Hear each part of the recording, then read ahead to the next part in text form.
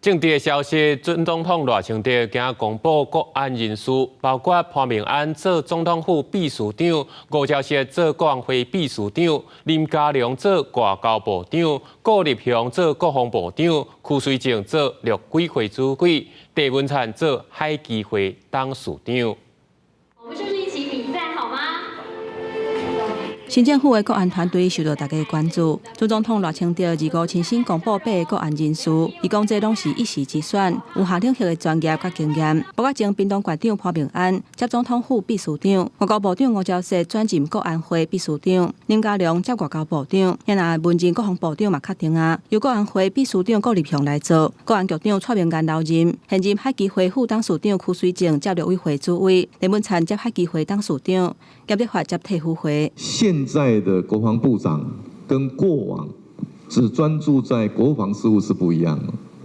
那顾立雄他具备的这多方面的长才，所以由他来担任国防部部长，我相信现阶段来看。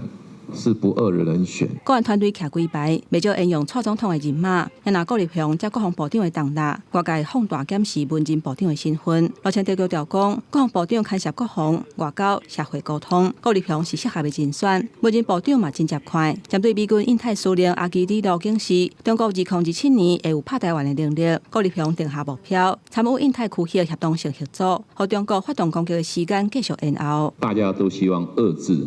中国可能的冒进，我们是其中重要的、最重要的一环，所以我们一定要以实力跟决心参与这样的协同性的架构以民主为基础的价值外交，还有产业日不落国的经贸外交。林佳龙表示，台湾外交的路线会加向以民主为基础的价值外交，产业日不落国的经贸外交。针对两岸情势紧张，郑文灿讲，两岸关系是民主和平重要的元素。赖清德阁甲中国发声，爱有自信面对台湾人民，托付民选合法的政府，这是两岸交流的正道。只是跟在野设定前提之下的交流。 这不会得到人民的信赖跟支持。针对国民党立法院党团5字控了后，邀请赖清德去立法院做国情报告。赖清德强调讲，只要立法院邀请，符合宪法法律安排，一定袂走闪，会去参加。记者综合报道。